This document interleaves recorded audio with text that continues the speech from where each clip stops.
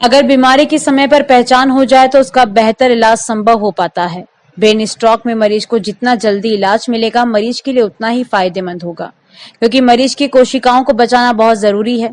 इलाज में देरी मरीज के लिए नुकसानदायक साबित हो सकती है।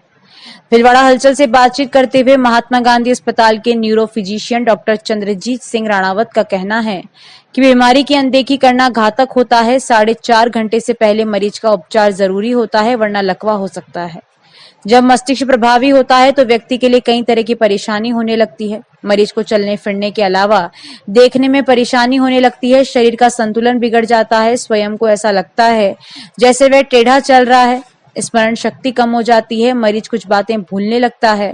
उन्होंने बताया कि ऐसे मरीजों के उपचार के लिए महात्मा गांधी अस्पताल में 30 से लेकर 40,000 रुपए तक इंजेक्शन निःशुल्क उपलब्ध है, जो स्ट्रोक के तत्काल बाद लगाने होते हैं। इस संबंध में डॉक्टर राणावत ने हलचल से बातचीत करते हुए ये जानकारी दी। विजय गढ़वाल के साथ संपत माली की रिपोर्ट।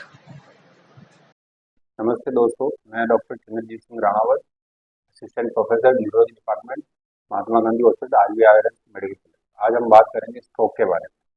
हम पहले बात करेंगे स्ट्रोक क्या होता है, इसके लक्षण क्या है, रिस्क फैक्टर क्या है, इससे कैसे अपन बच सकते हैं, और अगर हो जाए तो अपन इसका ट्रीटमेंट क्या करें। स्ट्रोक जो अपन नॉर्मल बोलचाल में बोलते हैं पैरालाइसिस अटैक, शरीर इसमें क्या होता है, दो तरह का होता है। ये या तो ब्रेन की नस में क्लॉट आ जाए और क्लॉट की वजह से ब्रेन काम करना कम कर दे। दूसरा होता है ब्रेन हेमरेज, जिसमें बीपी बढ़ने की वजह से दिमाग की नस फट जाती है और ब्रेन हेमरेज हो जाता है। जो क्लॉट आता है इसको हम इंफार्क्ट बोलते हैं, वो 80% केसेस में होता है, और जो ब्रेन हेमरेज है वो 20% केसेस में होता है। इसके हम लक्षण कैसे पहचाने, ये अपने लिए जरूरी है, और टाइमली हम उसको पेशेंट को उपचार मिल सके। नॉर्मली जो लक्षण होता है, बॉडी का एक साइड का हाथ पाँव जो है काम करना बंद कर देता है, कभी बोलने की तकलीफ होती है, कुछ मरीजों में नजर का दिखना अचानक से बंद हो जाता है, कुछ मरीजों को मेमोरी का लॉस हो जाएगा, किसी चीज का नाम नहीं बता पा रहा है, मेमोरी डिस्टर्ब हो जाती है। इस तरह के लक्षण आते हैं। स्ट्रोक का मतलब होता है जो भी होगा वो अचानक होगा, एक पल तो मरीज बिल्कुल सही है और अगले ही पल इसको इस तरह के लक्षण आ जाएंगे। अब अपन बात करते हैं इसके रिस्क फैक्टर क्या क्या हो सकते हैं। रिस्क फैक्टर की बात करें, आज जैसे लाइफ स्टाइल है, स्मोकिंग ज़्यादा है, टोबैको यूज़ करते हैं, उसकी वजह से स्ट्रोक होता है। शुगर वाले मरीजों में होता है, बीपी वाले मरीजों में होता है। कुछ मरीज ऐसे होते हैं जिनके हार्ट के बाल खराब होते हैं, उसकी वजह से भी स्ट्रोक हो जाता है। दूसरा, एक जब धीरे धीरे एज बढ़ती जाती है उसमें भी रिस्क जो है स्ट्रोक का बढ़ जाता है।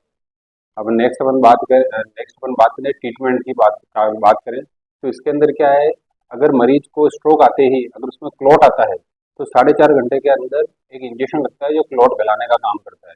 यह इंजेक्शन महात्मा गांधी अस्पताल में उपलब्ध है, हमने कई सारे मरीजों को लगाया है और बहुत अच्छा इंप्रूवमेंट आया पेशेंट को। लेकिन ये 4.5 घंटे के अंदर अंदर लगता है, तो इसमें जो है टाइम ही इम्पोर्टेंट है। अगर आप जितना जल्दी पहुंचेंगे हॉस्पिटल में, जितना जल्दी इंजेक्शन लगाएगा उतना ही कम डैमेज होगा। फिर उसके बाद का जो नेक्स्ट ट्रीटमेंट होता है क्लॉट हटाने का, जिसमें वायर डाल के क्लॉट हटाते हैं, वो जो ट्रीटमेंट है वो 24 घंटे के अंदर अंदर का होता है।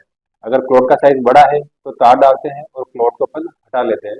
ये अपने यहाँ भिलवाड़ा में उपलब्ध नहीं है, इसके लिए अपन को हायर सेंटर ही मूव करना पड़ता है। उसके बाद का जो ट्रीटमेंट होता है उसमें होता है कि जैसे आपने सुना होगा हार्ट के अंदर किसी को ब्लॉकेज आया, उसमें स्टेंट लगवाएं, इसी तरह के स्टेंट गर्दन के अंदर भी लगते हैं, ताकि जो ब्रेन को ब्लड की सप्लाई प्रॉपर तरीके से होती रहे। ये 24 घंटे के बाद का प्रोसीजर होता है। नॉर्मली ये 2 हफ्ते के बाद करते हैं जाकर बड़े सेंटर में, ये भी भिलवाड़ा में उपलब्ध नहीं है। इसके लिए भी अपन को हायर सेंटर ही मूव करना पड़ता है, SMS जैसे सभी मानसिक अस्पताल जयपुर के लिए। प्रिवेंशन की अगर हम बात करें, बचाव इस स्ट्रोक से कैसे कर सकते हैं, स्ट्रोक के बचाव करने, अगर आपको बीपी है तो ज़्यादातर लोगों में धारणा है कि बीपी की गोली चालू नहीं करें, शुगर की गोली चालू नहीं करें, इसकी आदत लग जाएगी, ऐसा कुछ भी नहीं होता है। अगर आपको बीपी है तो बीपी की गोली रेगुलर ही खानी है। अगर आपको शुगर है तो शुगर की टेबलेट रेगुलर लेना है, शुगर अच्छी कंट्रोल रखें।